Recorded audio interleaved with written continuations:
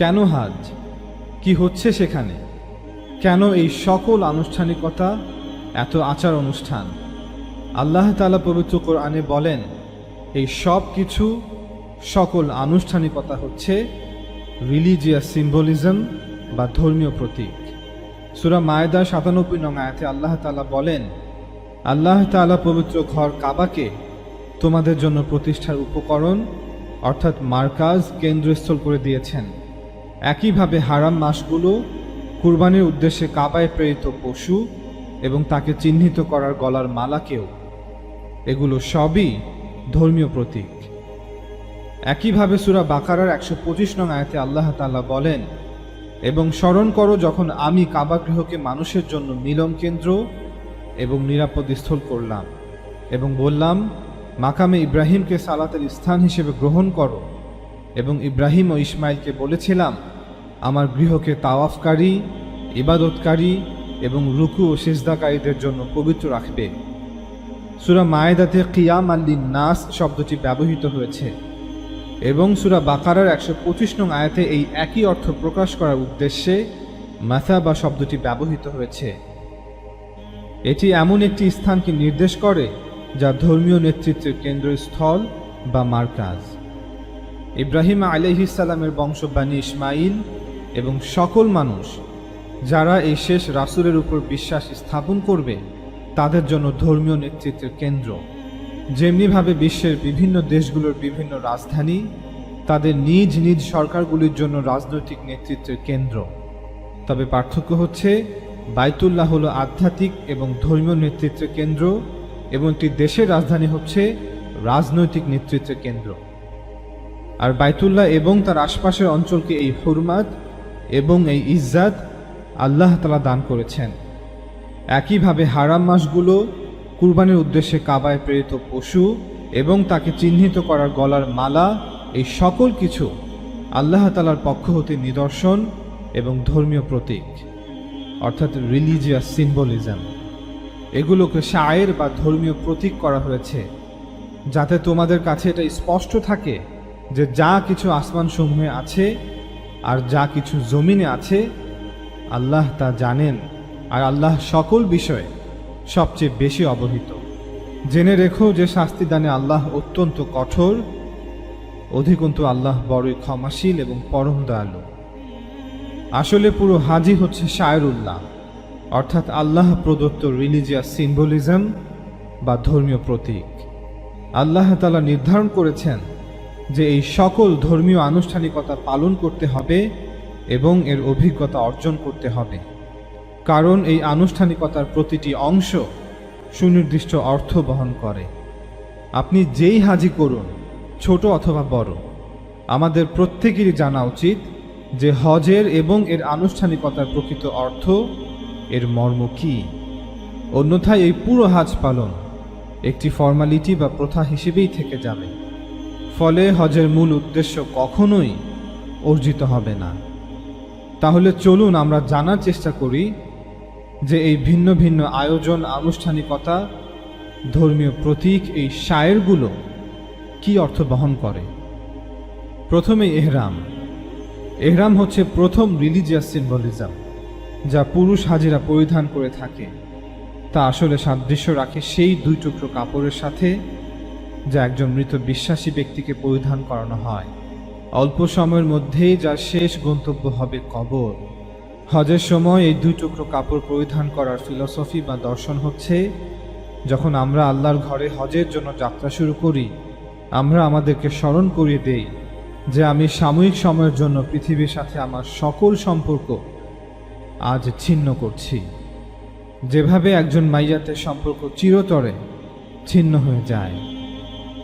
বস্তু জগৎকে ঘিরে আমার সকল চাওয়া পাওয়া, লোভ লালসা, আমার সকল আশা আকাঙ্ক্ষা, পৃথিবী এবং তার সকল আকর্ষণ, তার আহ্বান আমার পেছনে। আমি এবং আমরা এই মুহূর্ত থেকে শুধুমাত্র আল্লাহর জন্য নিবেদিত। তিনিই আমাদের লক্ষ্য, তার স্মরণ, তার ইচ্ছা এবং তিনি আমাকে যা করতে বলেছেন, এখন এগুলোই আমার উদ্দেশ্য। এরপর হাজিরা তালবিয়া অর্থাৎ আল্লাহর জিকির করা শুরু করেন। লব্বাইক আল্লাহুম্মা লব্বাইক, লব্বাইক লা শারীকা লাক লব্বাইক, ইন্নাল হামদা ওয়ান নি'মাতা লাক ওয়াল মুলক লা শারীকা লাক। এগুলো কিছু আনুষ্ঠানিক শব্দ যার অর্থ হচ্ছে আমরা উপস্থিত, হে আল্লাহ আমরা উপস্থিত, আমি উপস্থিত আমার রব, আপনার সাথে কোনো শরিক নেই। আজ আমি উপস্থিত আমার রব, নিশ্চয় সকল প্রশংসা, ধন্যবাদ জানানোর সকল অভিব্যক্তি আর শ্রেষ্ঠত্ব আপনারই। সমস্ত সার্বভৌমত্ব আপনার জন্য, হে আমার রব, আপনার কোনো অংশীদার নেই। এই তালবিয়া মূলত আল্লাহ প্রদত্ত সেই আমন্ত্রণের জবাব, তার আহ্বানে সাড়া দেয়া। আল্লাহ তাআলা পবিত্র কোরআনের সূরা হাজে বলেন, স্মরণ করো যখন আমি ইব্রাহিমকে পবিত্র গৃহের স্থান চিহ্নিত করে দিয়েছিলাম, তখন বলেছিলাম আমার সাথে কোনো কিছুকে অংশীদার গণ্য করবে না, আর আমার এই গৃহকে পবিত্র রাখবে তাওয়াফকারী, নামাজে কিয়ামকারী, রুকুকারী ও সেজদাকারীদের জন্যে। আর মানুষের মাঝে হজের ঘোষণা দাও, তারা তোমার কাছে আসবে পায়ে হেঁটে, আর সব পথক্লান্ত শীর্ণ উটের পিঠে, বহু দূরের পর্বত সংকুল পথ বেয়ে। অতএব স্বয়ং আল্লাহ তাআলা নিজেই ওহীর মাধ্যমে ইব্রাহিম আলাইহিস সালামকে আদেশ করেন এই কাবা ঘর নির্মাণ করতে এবং মানুষকে হাজের জন্য আহ্বান করতে। তাই প্রতিবার যখন হজ যাত্রীরা আল্লাহর ঘরের উদ্দেশ্যে যাত্রা শুরু করেন, তখন ওনারা এই তালবিয়া পড়ে থাকেন, হে আল্লাহ, আপনি ইব্রাহিম আলাইহিস সালামের মাধ্যমে যে দাওয়াত আপনার বান্দাদের দিয়েছেন, বান্দা হিসেবে আমরা সেই দাওয়াত গ্রহণ করলাম। আমরা উপস্থিত, আমাদের রব আমরা উপস্থিত, আপনার শাহী দরবারে আমরা উপস্থিত, আপনার সাক্ষাতের প্রত্যাশায় আমরা উপস্থিত। মিকাতের স্থান অতিক্রম করার পূর্বেই হাজিদেরকে ইহরাম অবস্থা ধারণ করতে হয়।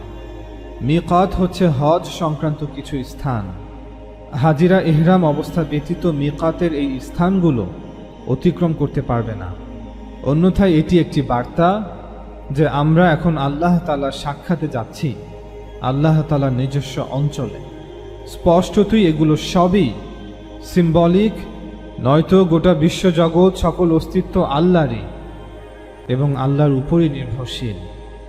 তবে হজের উদ্দেশ্যে প্রতীকী হিসেবে একটি অঞ্চলকে মনোনীত এবং নির্ধারিত করা হয়েছে যে আমরা পৃথিবীকে তার আহ্বানকে পেছনে ফেলে আল্লাহ তাআলার সান্নিধ্যে, তার সাম্রাজ্যে প্রবেশ করছি, তার ক্ষমা প্রার্থনার উদ্দেশ্যে। যখন আমরা পবিত্র মসজিদ এলাকায় প্রবেশ করি, অর্থাৎ কাবা ঘরের চারপাশে এলাকায়, মসজিদ হওয়ার জন্য ভবন বা ভবনের ছাদ থাকা জরুরি নয়। মসজিদ হচ্ছে সেজদা করার স্থান। অতএব কারণে কাবা এবং কাবার চারপাশকে মসজিদ বা মসজিদে হারাম অর্থাৎ পবিত্র মসজিদ বলা হয়। পবিত্র মসজিদে প্রবেশ করার সাথে সাথে বাইতুল্লাহর দৃশ্য, কাবার মাহাত্ম্য দর্শকদেরকে বিমুগ্ধ করে, বিস্মিত করে। চোখ তার সকল প্রয়োজনকে যেন ভুলে যায়। যদিও কাবা খুব বড় কোনো স্থাপনা নয়, তবে এই স্থাপনা যেভাবে তার প্রভাব কোটি হৃদয়ে অঙ্কন করে, যেভাবে তার দর্শকদেরকে স্তব্ধ করে দেয়, এই অনুভূতি এমন কিছু যার শুধুমাত্র অভিজ্ঞতাই নেওয়া যায়। কেউ বর্ণনা করেও যেন বর্ণনা করতে ব্যর্থ হয়ে যায়। এটাই হচ্ছে বাইতুল্লাহ, আল্লাহর ঘর, যা সবচেয়ে বড় প্রতীক, যা নির্মাণ করা হয়েছে আল্লাহকে স্মরণের উদ্দেশ্যে। এই ঘরের কোণে একটি কালো পাথর রাখা আছে। এটাকে আল্লাহর ডান হাত বলা হয়, অবশ্যই প্রতীকীভাবে। আমরা হয় এটাকে চুম্বন করি অথবা দূর থেকে ইশারা করি। অনেকে বলে আমরা মুসলমানরা এই কালো পাথরের পূজা করি। এর জবাব হচ্ছে আমরা মুসলিমরা কোনো পাথরেরই পূজা করি না। আমরা খোদা তাআলার উপাসনা করে থাকি, খোদার সামনে সেজদায় নত হই। আল্লাহ তাআলার যে ঘর ইব্রাহিম আলাইহিস সালামের মাধ্যমে বানানো হয়েছে, এটাকে অনেকে মনে করেন যেন খোদা নিজে এখানে থাকতে এসেছেন। এটা আসলে মসজিদ। কোরআন পরিষ্কারভাবে বলছে যে এটা মসজিদে হারাম, অর্থাৎ ইব্রাহিম আলাইহিস সালাম একটি মসজিদ বানিয়েছিলেন যাতে করে এই মসজিদ পুরো দুনিয়ার সকল মসজিদের জন্য একটি মারকাজি মসজিদ বা কেন্দ্রীয় মসজিদের ভূমিকা পালন করে।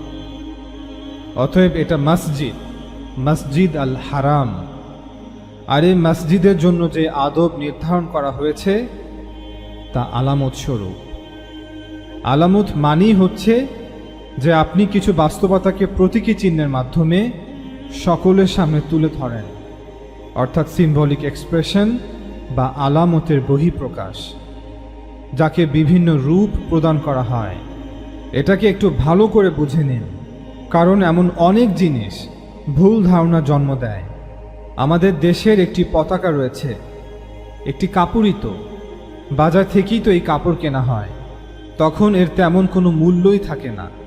কিন্তু যখন সেই সাধারণ কাপড় দিয়ে আমাদের দেশের পতাকা তৈরি করা হয়, তা ওড়ানো হয়, তখন আমরা সকলেই এর সম্মানে দাঁড়িয়ে যাই। কারণ এই পতাকা এখন দেশের সাথে আমাদের প্রেম ভালোবাসার যে বাস্তবতা তার সিম্বল বা আলামত হয়ে যায়।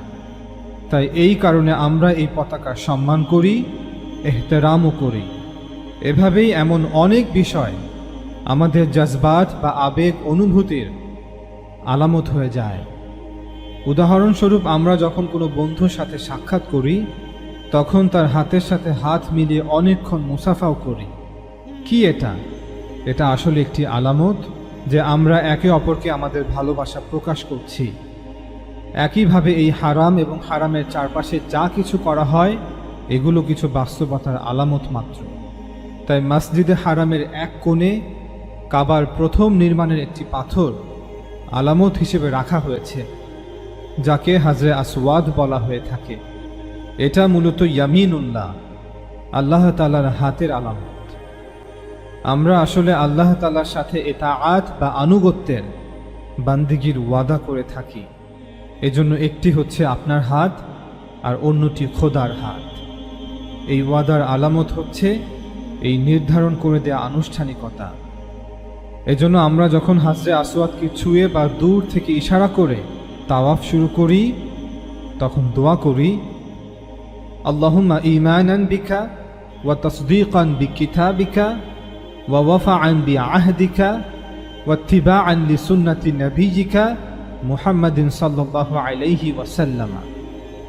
অর্থাৎ, হে আল্লাহ, আমি আপনার প্রতি ঈমান এনে আপনার কিতাবকে সত্যায়ন করে আপনার সাথে করা ওয়াদাকে, চুক্তিকে মেনে এবং আপনার নবী মুহাম্মদ আরবি সাল্লাল্লাহু আলাইহি ওয়াসাল্লামের অনুসরণ করে তাওয়াফ শুরু করছি।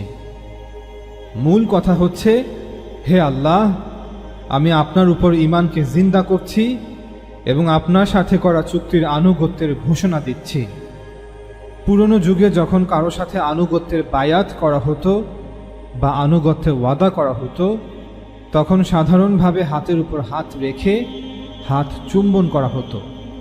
এটি পুরনো একটি রেওয়াজ ছিল, যা আজও আরব সহ বিভিন্ন অঞ্চলে পালন করা হয়।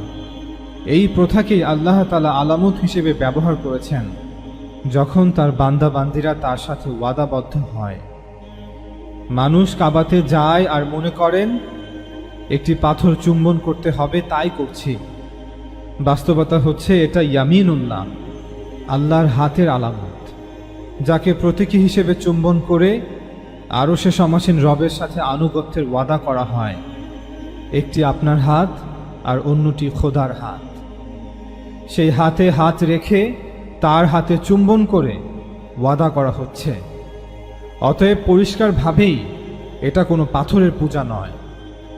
এখানে আরেকটি বিষয় পরিষ্কার করা প্রয়োজন, যাতে করে আর কোনো ভুল ধারণা না জন্মায়। এই যে এত মূর্তি যেগুলোকে মানুষ পূজা করে, যদি এই মূর্তিগুলোর পেছনে যে বাস্তবতা আছে তা সত্যি সত্যি কোনো বাস্তবতা হতো, তবে এটা গুনাহ হতো না, কারণ তখন এই মূর্তিগুলো সে বাস্তবতার আলামত হয়ে যেত। কোরআন মাজিদ কি বলে এই মূর্তিগুলোর বিষয়ে? আল্লাহ তাআলা পবিত্র কোরআনের সূরা নাজমে বলেন, আসমাউন সাম্মাইতুমুহা, এই মূর্তিগুলো তো কেবল কতগুলো নাম, যে নাম তোমরা আর তোমাদের পিতৃপুরুষরা রেখেছ। এর পক্ষে আল্লাহ কোনো প্রমাণ অবতীর্ণ করেননি। তারা তো শুধু অনুমান আর প্রবৃত্তিরই অনুসরণ করে। যদিও তাদের কাছে তাদের প্রতিপালকের পক্ষ থেকে পথ নির্দেশ এসেছে। অর্থাৎ এই মূর্তিগুলোর পেছনে কোনো বাস্তবতা নেই, এগুলো শুধুই মানুষের দেয়া কিছু নাম মাত্র। সুতরাং আল্লাহ তাআলা যদি কোনো বাস্তবতাকে আলামত স্বরূপ প্রতীকী হিসেবে প্রকাশ করেন পাথরের মাধ্যমে, এতে কোনো সমস্যা নেই, কারণ এর পেছনের বাস্তবতা সত্য। তবে এই মূর্তিগুলোর পেছনে কোনো ধরনের কোনো রকমের বাস্তবতা নেই। তারা বলেন এটি অমুকের মূর্তি, অমুক খোদার মূর্তি। প্রশ্ন হচ্ছে, কে সেই অমুক? সে কি আসলেই খোদা? তার কি যোগ্যতা আছে খোদা হওয়ার? তাকে কি প্রকৃত ঈশ্বর কোনো কর্তৃত্ব, ক্ষমতা, এখতিয়ার দিয়েছেন? এই মূর্তিগুলো সম্পর্কে যা কিছু বলা হচ্ছে তা মূলত প্রকৃত ঈশ্বর সম্পর্কে মিথ্যা আর তার ব্যাপারে অপবাদ। এর কোনো বাস্তবতা নেই। এজন্য এই কথা যে মূর্তি পূজা কোনো খারাপ জিনিস, ব্যাপারটা এমন নয়। মূর্তি পূজা এজন্য একটি বড় ধরনের শিরক, কারণ এ সংক্রান্ত যে কথা বলা হচ্ছে তা ভুল এবং মিথ্যা। যে জিনিসকে তারা বাস্তবতা মনে করছে তা মোটেও বাস্তবতা নয়। যে বিশ্বাস মূর্তি পূজারীরা প্রতিষ্ঠিত করেছে তার ন্যূনতম কোনো ভিত্তি নেই। অতএব খোদার যেহেতু কোনো অংশীদার নেই, এখন তারা যাকেই খোদার অংশীদার সাব্যস্ত করে তার মূর্তি তৈরি করে তার পূজা করুন বা মূর্তি তৈরি না করে পূজা করুন, সব সময়ই এটি একটি অপরাধ। অর্থাৎ খোদার সাথে শিরক করা বা অংশীদার সাব্যস্ত করা, খোদাকে নিয়ে মিথ্যা বলা। আর খোদার ব্যাপারে মিথ্যা বলা মহাপাপ, মহা অন্যায়, মহা জুলুম। এজন্য শিরক সবচেয়ে বড় গুনাহ। মূর্তি পূজা তৈরি হয়েছে এখান থেকে যে প্রথমে কিছু ব্যক্তিকে খোদার অংশীদার বানানো হয়েছে। এটি একটি মিথ্যা ছিল। অতঃপর তাদের মূর্তি বানানো হয়েছে প্রতীকী হিসেবে। এখন সেই প্রতীককেই পূজা করা হচ্ছে। আলামতের প্রকাশ কোনো খারাপ কিছু নয়, তবে যদি তা মিথ্যার উপর প্রতিষ্ঠিত হয়। নামাজে আমরা কি করি? রুকু, সেজদা, এগুলো কি?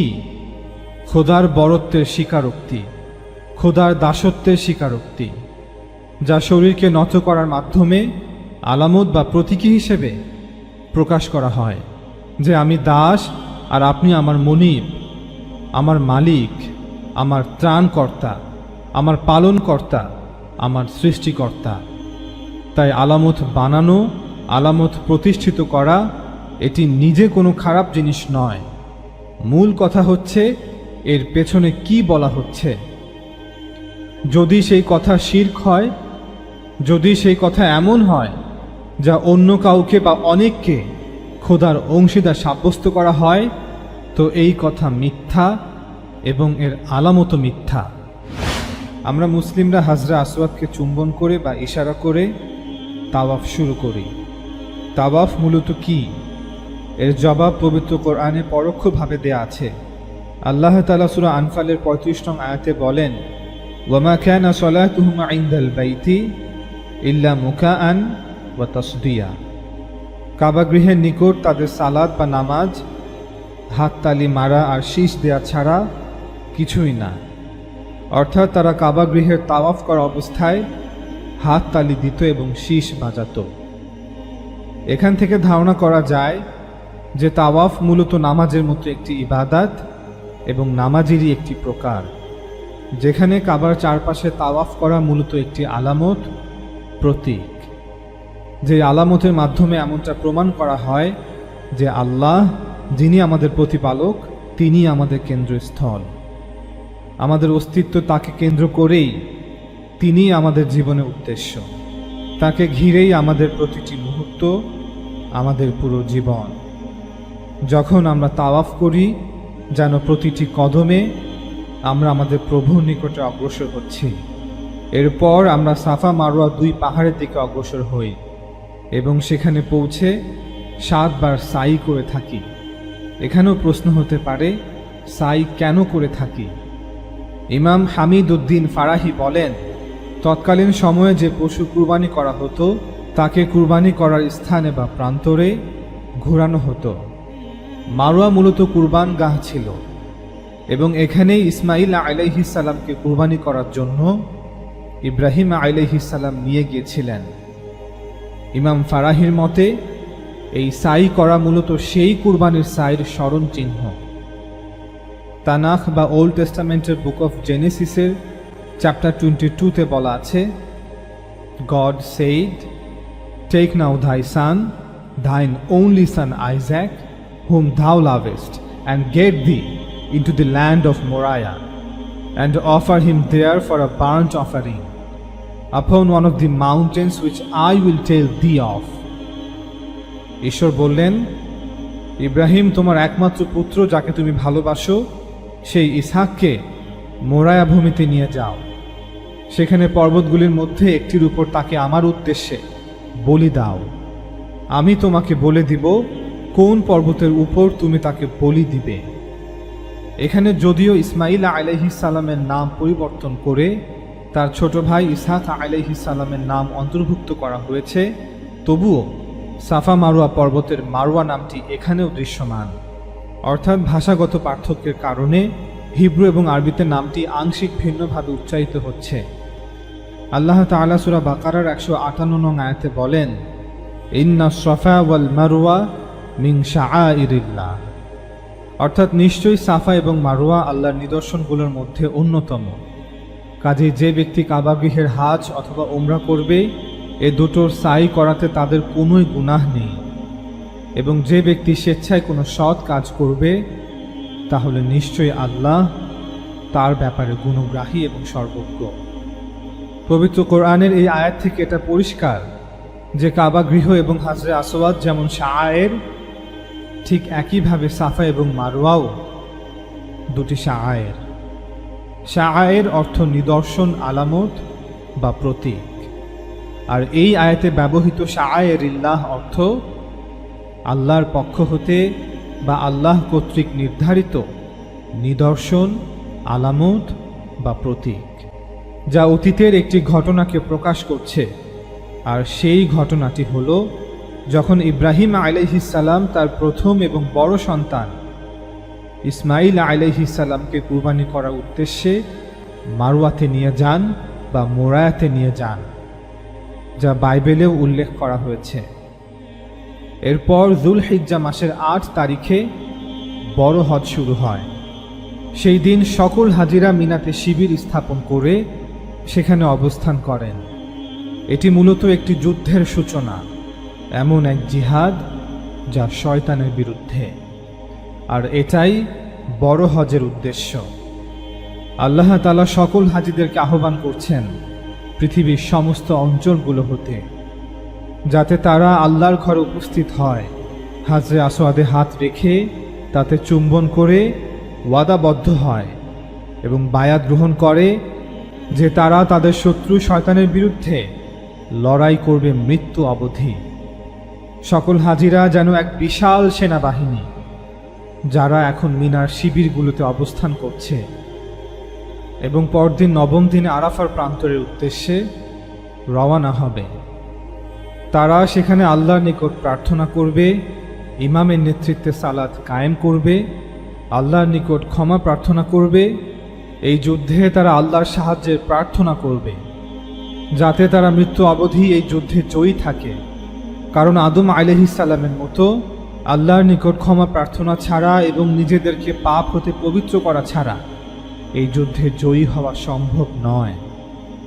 এরপর হাজিদের বাহিনী মুজদালিফার উদ্দেশ্যে রওনা করেন, যেখানে তারা সাময়িক বিশ্রাম গ্রহণ করেন এবং সেখান হতে পাথরও সংগ্রহ করেন। এই পাথর সংগ্রহ এমন যেন যুদ্ধের জন্য অস্ত্র সংগ্রহ করা, কারণ অস্ত্র ছাড়া শত্রু মোকাবেলা কখনোই সম্ভব নয়। অতঃপর 10ম তারিখে সকল হাজিরা পশু কুরবানি করে থাকেন। এখানেও প্রশ্ন হতে পারে, হাজিরা এবং মুসলিমরা কেন পশু কুরবানি করে থাকেন? প্রকৃত অর্থে কুরবানি হচ্ছে একটি প্রতীকী আমল, অর্থাৎ একটি আলামত, নিদর্শন বা সিম্বলিক এক্সপ্রেশন। মহান আল্লাহ তাআলা স্রষ্টা হিসেবে, আমাদের প্রতিপালক প্রভু হিসেবে তার সৃষ্ট মানুষের জন্য কিছু বিষয়াদি আবশ্যক করেছেন। সৃষ্টি হিসেবে যেন আমরা মানুষরা পুরো সৃষ্টি জগতের ন্যায় তার অনুগত থাকি। আমাদের সামনে ঈমান সত্য সাব্যস্ত হওয়ার পর আমরা যেন সত্যকে গ্রহণ করি। প্রকৃত ধর্ম সত্য হিসেবে সাব্যস্ত হওয়ার পর আমরা যেন তার মহান সত্তার ধর্মকে রক্ষার্থে তার মহান সত্তার ধর্মের প্রয়োজনে নিজের জীবন ও নিজের সম্পদও কুরবানি করতে প্রস্তুত থাকি। আল্লাহ তাআলা সাহাবাদের সম্পর্কে পবিত্র কোরআনে বলেন, ইন্নাল্লাহা আশতারা মিনাল মুমিনিন আনফুসাহুম ওয়া আমওয়ালাহুম বিআন্না লাহুমুল জান্নাহ।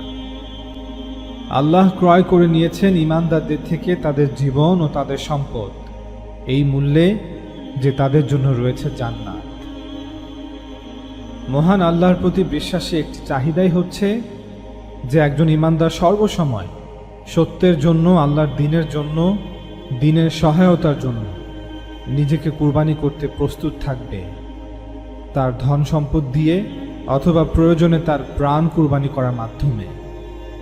এই বাস্তবতাকে এবং আল্লাহর পক্ষ হতে এই চাহিদাকে, এই দর্শনকে ঈমানদারদের মধ্যে স্মরণে রাখার জন্য, সতেজ রাখার জন্য প্রতীকী স্বরূপ আমরা কুরবানি করে থাকি, যা একটি আলামত বা প্রতীকী চিহ্ন। পরবর্তীতে সে প্রাণীর গোশত গরিব অসহায়দের মাঝে, সামর্থ্যহীন আত্মীয় স্বজন, প্রতিবেশীদের মাঝে বিতরণ করা হয়।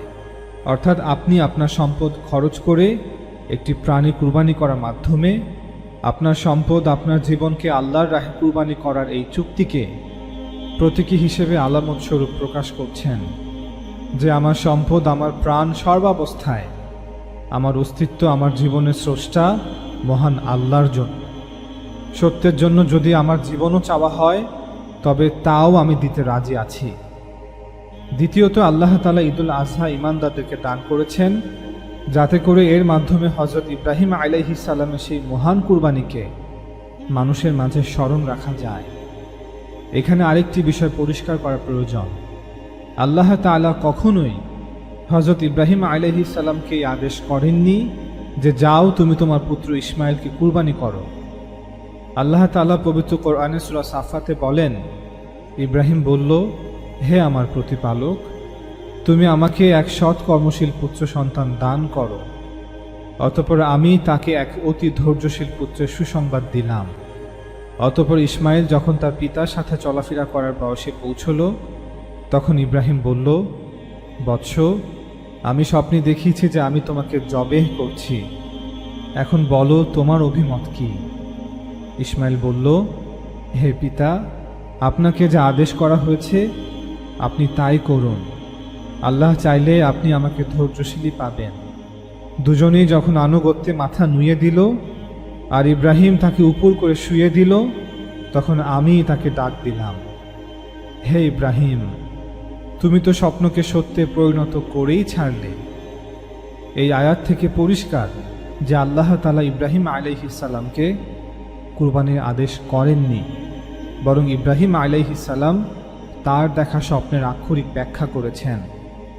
তিনি আলাইহিস সালাম মনে করেছেন যে হয়তো আল্লাহ আমাকে আদেশ করছেন যেন আমি আমার পুত্র ইসমাইলকে এইভাবেই স্বপ্ন অনুযায়ী জবেহ করি।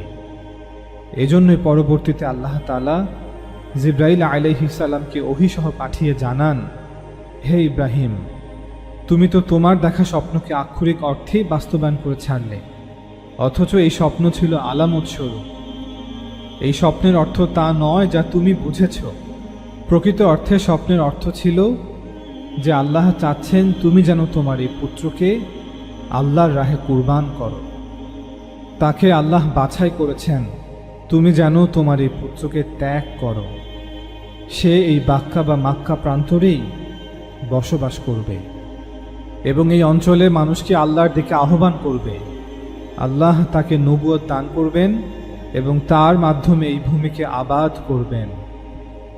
এখানে একত্ববাদের মার্কাজ প্রতিষ্ঠিত করবেন। অতএব তোমার এই পুত্র সন্তানকে কেনান হতে বহু দূর এই ভূমিতে এখানে আবাদ করতে হবে। এটাই হচ্ছে তোমার দেখা স্বপ্নের ব্যাখ্যা। এরপর আল্লাহ তাআলা বলেন, তার এই মহান কুরবানির কারণে তাকে পরবর্তীতে সুসংবাদ দিয়েছিলাম আরেকটি পুত্র সন্তানের, অর্থাৎ ইসহাকের, যে ছিল সৎকর্মশীল বান্দাদের অন্তর্ভুক্ত একজন নবী। মুহাম্মদ সাল্লাল্লাহু আলাইহি ওয়াসাল্লামের আগমনের পূর্বেও কুরাইশ সহ সকল আরবরা হজের মৌসুমে এই দিনে পশু কুরবানি করত, যা ইব্রাহিম আলাইহিস সালাম ও ইসমাইল আলাইহিস সালামের জামানা হতেই চালু ছিল।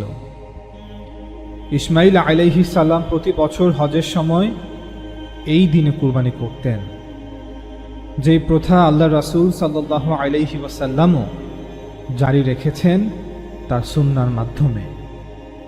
ইব্রাহিম আলাইহিস সালামের ছোট পুত্র ইসহাক আলাইহিস সালামের সন্তানরা অর্থাৎ বানি ইসরায়েলরাও কুরবানি করত। এই সম্পর্কে তাওরাত, তানাখ এবং মিশনাতে বিস্তারিতভাবে আলোচনা করা হয়েছে। এবং সবচেয়ে বড় কথা হচ্ছে, এই কুরবানির প্রথা হযরত আদম আলাইহিস সালামের জামানা থেকেই প্রচলিত। প্রত্যেক নবীরাই কুরবানি করতেন। এজন্যই আপনি পৃথিবীর যে কোনো অঞ্চলের যে কোনো ধর্মকে দেখুন, সর্বত্র এই পশু কুরবানির প্রথা অর্থাৎ এনিম্যাল স্যাক্রিফাইস খুঁজে পাবেনই।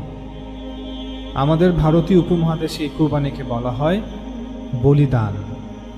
একইভাবে প্রত্যেক ধর্মের আনুষ্ঠানিক উপাসনাতে অর্থাৎ সিজদা, রুকু, দণ্ডায়মান থাকা, উপাসনালয় প্রদক্ষিণ করা, না খেয়ে রোজা রাখা, এই ইবাদতগুলো খুঁজে পাবেনি।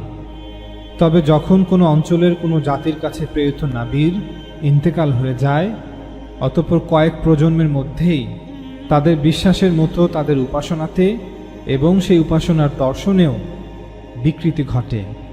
আর ঠিক এমনটাই হয়েছে কুরবানি এবং কুরবানির দর্শনের ক্ষেত্রে। কুরবানির দর্শন বিকৃত হতে হতে একসময় মানুষ হিউম্যান স্যাক্রিফাইস অর্থাৎ মানব বলিদান করতেও শুরু করে এবং মনে করে যে পশু কুরবানি করলে ঈশ্বর দেবদেবীরা খুশি হয়, আর যদি মানব কুরবানি করা হয় তবে তারা আরও বেশি খুশি হবে। ফলে আমাদের সকল চাওয়া পাওয়া, বিপদ আপদ হতে রক্ষা মিলবে। পবিত্র কোরআনের সূরা হাজ আয়াত 36 এবং 37 আল্লাহ তাআলা বলেন, আর কুরবানির উটগুলোকে আমি করেছি শাআইরিল্লাহ, আল্লাহর নিদর্শন সমূহের অন্যতম, তাতে তোমাদের জন্য কল্যাণ আছে। কাজেই সারিবদ্ধভাবে দাঁড়ানো অবস্থায় ওগুলোর উপর তোমরা আল্লাহর নাম উচ্চারণ করো। তারপর যখন সেগুলো কাত হয়ে পড়ে যায় তখন তোমরা তা থেকে খাও এবং আহার করার ধৈর্যশীল অভাবগ্রস্তকে ও সাহায্য প্রার্থীদেরকে। এভাবে আমি সে প্রাণীগুলোকে তোমাদের অনুগত করে দিয়েছি, যাতে তোমরা তোমাদের রবের কৃতজ্ঞতা প্রকাশ করো। আল্লাহর কাছে ওগুলোর না গোশত পৌঁছে আর না রক্ত পৌঁছে, বরং তার কাছে পৌঁছে তোমাদের তাকওয়া। এই আয়াত থেকে পরিষ্কার যে আল্লাহ তাআলা কুরবানি দেখে খুশি হন না, বরং বান্দার হৃদয়ে আল্লাহর জন্য নিজেকে কুরবান করার যে মনোভাব, যে বাসনা, যে বিশ্বাস, তাই আল্লাহর কাছে পৌঁছে।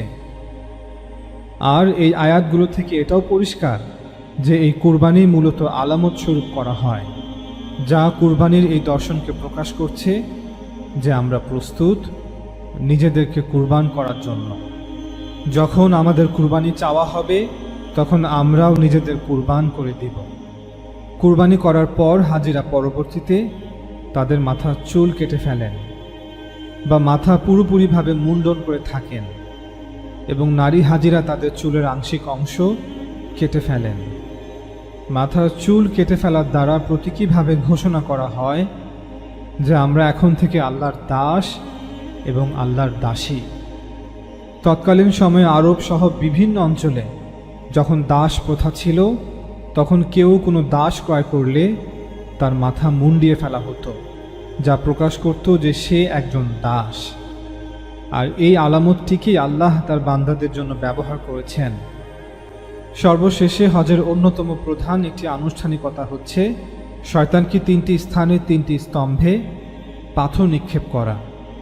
হাজিরা পাথর নিক্ষেপের মাধ্যমে শয়তানের বিরুদ্ধে তাদের ক্রোধ এবং ঘৃণা প্রকাশ করে থাকেন। পাথর দ্বারা স্তম্ভগুলোতে আঘাত করার মাধ্যমে আদম সন্তানদের চিরশত্রু শয়তানের বিরুদ্ধে যুদ্ধের ঘোষণা করা হয়, যে মৃত্যু অবধি এই যুদ্ধ চলমান থাকবে। ইমাম হামিদ উদ্দিন ফারাহির মতে এই তিনটি স্তম্ভ দিয়ে বড় থেকে ছোট গুনাহগুলোকে বোঝানো হয়ে থাকে।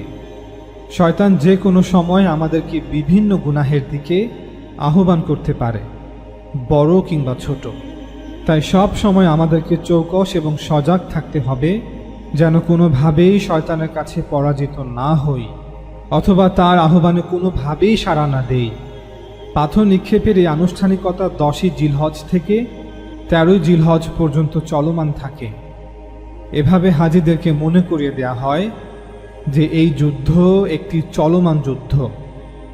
অতঃপর হাজিরা হারামে গিয়ে পবিত্র কাবাকে 7 বার তাওয়াফ করেন। এর মাধ্যমে আল্লাহর কাছে ক্ষমা প্রার্থনা করেন যেন তিনি সুবহানাহু ওয়া তাআলা হজ চলাকালীন সকল ভুল ত্রুটিকে ক্ষমা করে দেন এবং জীবনের অতীত এবং ভবিষ্যৎকেও ক্ষমা করে দেন। শয়তানের সাথে এই চলমান যুদ্ধে তিনি আজ্জা ওয়া জাল যেন তার সাহায্যের ছায়া, তার রহমতের ছায়ায় আমাদেরকে ঢেকে রাখেন।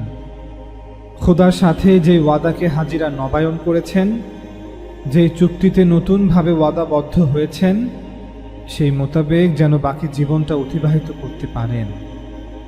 যদিও পবিত্র হজ আনুষ্ঠানিকতায় পূর্ণ একটি ইবাদত, তবে এই প্রত্যেকটি আনুষ্ঠানিকতার একটি নির্দিষ্ট অর্থ রয়েছে। একজন হাজি তখনই তার হজকে অর্থবহ করতে পারবে যখন তিনি হজের এই সকল আনুষ্ঠানিকতা, এই আলামতগুলোর অন্তর্নিহিত অর্থ অনুধাবন করতে সক্ষম হবেন। তবেই একজন হাজির এই হজের অভিজ্ঞতা তার সারা জীবনের সঞ্চয় হয়ে থাকবে, যা তাকে মৃত্যু অবধি পবিত্র রাখবে, শয়তানের বিপক্ষে জয়ী রাখবে।